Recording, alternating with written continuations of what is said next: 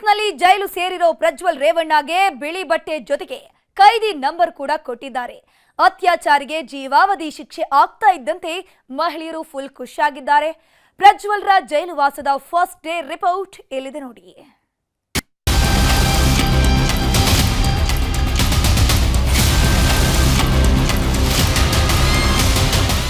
ಈ ಕಲಿಯುಗದಲ್ಲಿ ಮಾಡಿದ ಪಾಪ ಪುಣ್ಯಗಳ ಪ್ರತಿಫಲವನ್ನ ಈ ಜನ್ಮದಲ್ಲೇ ಅನುಭವಿಸ್ತಾರೆ ಅಂತ ದೊಡ್ಡವರು ಹೇಳ್ತಿದ್ರು. ಪ್ರಜ್ವಲ್ ರೇವಣ್ಣನ ಪ್ರಕರಣದಲ್ಲಿ ಅದು ನಿಜವಾಗಿದೆ. ಮನೆ ಕೆಲಸದ ಮಹಿಳೆ ಮೇಲೆ ಅತ್ಯಾಚಾರ ನಡೆಸಿದ್ದ ಪ್ರಜ್ವಲ್ ರೇವಣ್ಣನಿಗೆ ಸಾಯೋ ತನಕ ಜೈಲಲ್ಲೇ ಕೊಳೆಯೋ ಶಿಕ್ಷೆಯನ್ನ ಜನಪ್ರತಿನಿಧಿಗಳ ಕೋರ್ಟ್ ಕೊಟ್ಟಿತ್ತು. ಕೋರ್ಟ್ ತೀರ್ಪು ಕೇಳಿ ಗಳಗಳನೆ ಕಣ್ಣೀರಿಟ್ಟ ಪ್ರಜ್ವಲ್ ರೇವಣ್ಣ ಈಗ ಪರಪ್ಪನ ಅಗ್ರಹಾರ ಜೈಲಿನ ಪರ್ಮನೆಂಟ್ ಅತಿಥಿಯಾಗಿದ್ದಾನೆ. ನಿನ್ನೆ ರಾತ್ರಿಯೇ ಪರಪ್ಪನ ಅಗ್ರಹಾರ ಜೈಲು ಸೇರಿರುವ ಪ್ರಜ್ವಲ್ ರೇವಣ್ಣನಿಗೆ ಈಗ ಪಾಪ ಪ್ರಜ್ಞೆ ಕಾಡ್ತಿದ್ಯಂತೆ.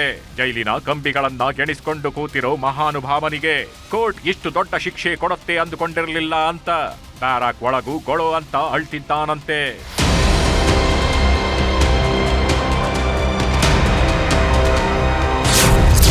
ಸಂಸದನಾಗಿದ್ದಾಗಲೂ ಬಿಳಿ ಬಟ್ಟೆ, ಜೈಲಲ್ಲೂ ಬಿಳಿ ಬಟ್ಟೆ. ಪರಪ್ಪನ ಅಗ್ರಹಾರ ಜೈಲಲ್ಲೀಗ ಕೈದಿ ನಂಬರ್ 15528. ಪ್ರಜ್ವಲ್ ರೇವಣ್ಣ ಸಂಸದನಾಗಿದ್ದಾಗ ಟಿಪ್ ಟಾಪ್ ಆಗಿ ವೈಟ್ ಅಂಡ್ ವೈಟ್ ಬಟ್ಟೆ ಹಾಕೊಂಡು ದುಬಾರಿ ಜೀವನ ನಡೆಸ್ತಿದ್ದ. ಈಗ ಅತ್ಯಾಚಾರ ನಡೆಸಿ ಅಪರಾಧಿಯಾಗಿ ಜೈಲು ಸೇರಿದ್ದು. ಜೈಲಲ್ಲೂ ಬಿಳಿ ಬಟ್ಟೆಯೇ ಖಾಯಮ್ಮಾಗಿದೆ. ಸಂಸದನಾಗಿದ್ದಾಗ ಕೈಗೊಬ್ರು ಕಾಲಿಗೊಬ್ರು ಆಳುಗಳಿದ್ರು. ಈಗ ಪರಪ್ಪನ ಅಗ್ರಹಾರ ಜೈಲಲ್ಲಿ ತನ್ನ ಬಟ್ಟೆ ತಾನೇ ಒಗೆದುಕೊಳ್ಬೇಕು. ಜೈಲು ಅಧಿಕಾರಿಗಳು ಕೊಟ್ಟಿರೋ ಒಂದು ತಟ್ಟೆ, ಒಂದು ಲೋಟಾನೇ ಗಟ್ಟಿಯಾಗಿದ್ದು. ತಿಂದ ತಟ್ಟೆನ ತಾನೇ ತೊಳೆದುಗಿಡಬೇಕು. ತನ್ನ ಕೊಠಡಿಯನ್ನ ತಾನೇ ಕ್ಲೀನ್ ಮಾಡ್ಕೋಬೇಕು. ಸಾಮಾನ್ಯ ಕೈದಿಗಳು ಹೇಗೆ ಜೈಲಲ್ಲಿರ್ತಾರೋ ಅದೇ ಥರ ಜೈಲಲ್ಲಿ ಎಲ್ಲಾ ಕೆಲಸ ಮಾಡಿಕೊಂಡು 4 ಗೋಡೆಗಳ ಮಧ್ಯೆನೇ ಜೀವನ ಕಳಿಬೇಕಾದ ದುಸ್ಥಿತಿಯಲ್ಲಿದ್ದಾನೆ. ಪರಪ್ಪನ ಅಗ್ರಹಾರ ಜೈಲಲ್ಲೀಗ ಕೈದಿ ನಂಬರ್ 15528 ಅಂತಾನೂ ಫಿಕ್ಸ್ ಆಗಿದೆ. ಪ್ರಜ್ವಲ್ಗೆ ಪರ್ಮನೆಂಟ್ ಜೈಲು, ಮಹಿಳೆಯರು ಖುಷ್. ಅತ್ಯಾಚಾರ ಕೇಸ್ನಲ್ಲಿ ಪ್ರಜ್ವಲ್ ರೇವಣ್ಣಗೆ ಜೀವನ ಪರ್ಯಂತ ಶಿಕ್ಷೆ ಪ್ರಕಟಿಸಿದ್ದಕ್ಕೆ ಮಹಿಳೆಯರು ಅಭಿನಂದನೆ ಸಲ್ಲಿಸಿದ್ದಾರೆ. ಪ್ರಜ್ವಲ್ನಿಂದ ಹಾಸನದ ಮಹಿಳೆಯರ ಘನತೆ, ಗೌರವಕ್ಕೆ ಧಕ್ಕೆ ಬಂದಿತ್ತು. ಪ್ರಜ್ವಲ್ಗೆ ಶಿಕ್ಷೆ ನೀಡುವಂತೆ ಅನೇಕ ಹೋರಾಟಗಳು ನಡೆದಿದ್ವು. ಆತನಿಗೆ ಸರಿಯಾದ ಶಿಕ್ಷೆಯನ್ನು ನ್ಯಾಯಾಲಯ ನೀಡಿದ್ದು ನೊಂದವರಿಗೆ ಖುಷಿಯಾಗಿದೆ ಅಂತಿದ್ದಾರೆ ಹಾಸನ ಮಹಿಳೆಯರು. ಈ ಪ್ರಕರಣಗಳಲ್ಲಿ ಕನಿಷ್ಠ ಶಿಕ್ಷೆ ಕೊಡ್ತಾರೇನೋ ಅಂತ ಊಹೆ ಮಾಡಿದ್ವಿ. ಆದರೆ ಈ ಗರಿಷ್ಠ, ಅದರಲ್ಲೂ ನಾವು ಊಹೆ ಮಾಡಿರದಂತಹ ಶಿಕ್ಷೆ ಕೊಟ್ಟಿದ್ದಾರೆ ಅಂತಂದರೆ ಆ ನ್ಯಾಯಾಧೀಶರಿಗೆ ನಾವು ಮತ್ತು ತನಿಖಾಧಿಕಾರಿಗಳಿಗೆ ನಾವು ಅಭಿನಂದನೆಗಳನ್ನು ಸಲ್ಲಿಸಬೇಕು. ಅದರಲ್ಲೂ ನಮ್ಮ ಹಾಸನದ ಮಹಿಳೆಯರು ಅಭಿನಂದನೆಗಳನ್ನು ಸಲ್ಲಿಸಬೇಕು. ಯಾಕಂದರೆ ಇಲ್ಲಿ ಕೇವಲ ಸಂತ್ರಸ್ತೆಯರು ಮಾತ್ರ ಹಾಸನದ ಮಹಿಳೆಯರು ಅಂತ ಹೇಳೋಕ್ಕಾಗಲ್ಲ. ಅವ್ರ ಜೊತೆ ಇಲ್ಲಿರುವಂಥ ಈ ಲಕ್ಷಗಟ್ಟಲೆ ಮಹಿಳೆಯರ ಮಾನ ಮರ್ಯಾದೆ ಕೂಡ ಈ ಒಂದು ಪ್ರಕರಣದಲ್ಲಿ ಹರಾಜಾಗಿತ್ತು. ನಮಗೆ ನ್ಯಾಯಾಲಯದ ಬಗ್ಗೆ ಅಪಾರವಾದಂಥ ಒಂದು ನಂಬಿಕೆ ಇತ್ತು. ಆದರೂ ಕೂಡ ಒಂದು ಮಾಜಿ ಪ್ರಧಾನಿಗಳು, ಬಲಿಷ್ಠವಾದಂಥ ಒಂದು ರಾಜಕಾರಣ ಅವರೊಳಗೆ ಎಲ್ಲಾದರೂ ಒಂದು ಮೋಸ ಆಗ್ಬೋದೇನೋ, ನಮಗೇನಾದ್ರು ಈ ಜಿಲ್ಲೆಯ ಜನತೆಗೆ, ಈ ರಾಜ್ಯದ ಜನತೆಗೆ ಏನಾದರೂ ಒಂದು ಒಳ್ಳೆಯ ಸಂದೇಶ ನಮಗೆ ಸಿಗದೇ ಇರ್ಬೋದೇನೋ ಕೋರ್ಟ್ ಮುಖಾಂತರ ಅಂತ ತಿಳ್ಕೊಂಡಿದ್ವಿ. ನಿನ್ನೆ ಬಂದಂಥ ತೀರ್ಪಲ್ಲಿ ನಿಜವಾಗ್ಲೂ ಕೂಡ ನ್ಯಾಯಾಲಯದ ಬಗ್ಗೆ ಇನ್ನೂ ಅಪಾರವಾದಂಥ ಒಂದು ನಂಬಿಕೆ ಬಂತು ಅಂತ ಹೇಳಕ್ಕೆ ನಾನು ಇಷ್ಟಪಡ್ತಾ ಇದ್ದೀನಿ. ಪ್ರಜ್ವಲ್ ಕೇಸ್ ತನಿಖಾಧಿಕಾರಿಗಳಿಗೆ ಪ್ರಶಸ್ತಿ. ಪ್ರಜ್ವಲ್ ರೇವಣ್ಣ ಅತ್ಯಾಚಾರಿ ಅನ್ನೋದು ಸಾಬೀತಾಗಿ ಜೈಲು ಸೇರಾಯಿತು.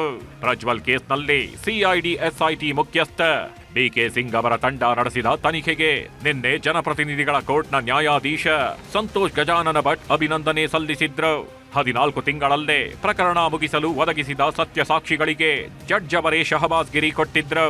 ಈಗ ಗೃಹ ಸಚಿವ doctor G Parameshwar CID SIT ತಂಡಕ್ಕೆ ಅಭಿನಂದನೆ ಸಲ್ಲಿಸಿದ್ರು.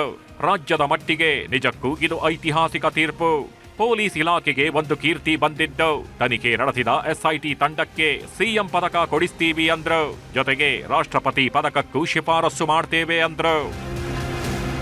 ಮೊದಲನೇದಾಗಿ ನಾನು ನಮ್ಮ ಪೊಲೀಸ್ ಇಲಾಖೆಯಲ್ಲಿ ವಿಶೇಷವಾಗಿ ಸಿಒಡಿ ಅವರಿಗೆ ಅವ್ರು ಮಾಡಿರ್ತಕ್ಕಂಥ ಉತ್ತಮವಾದ ಕೆಲಸದ ಬಗ್ಗೆ ಅಭಿನಂದನೆ ಸಲ್ಲಿಸ್ತೇನೆ.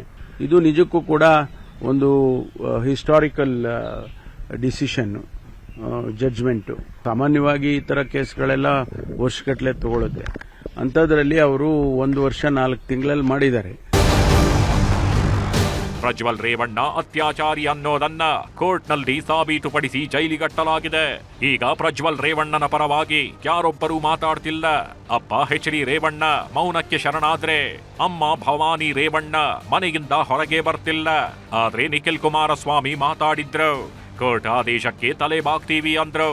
ಬಿಜೆಪಿ ಪ್ರಮುಖರು ಕೂಡ ಪ್ರಜ್ವಲ್ ಪ್ರಕರಣದಲ್ಲಿ ಕೋರ್ಟ್ ಆದೇಶವನ್ನ ಎಲ್ಲರೂ ಒಪ್ಪಲೇಬೇಕು ಅಂದ್ರು. ನಿನ್ನೆ ದಿನ ಸೆಷನ್ಸ್ ಕೋರ್ಟ್ ನಲ್ಲಿ ಈಗಾಗಲೇ ಆರ್ಡರ್ಸ್ ಪಾಸ್ ಆಗಿದೆ.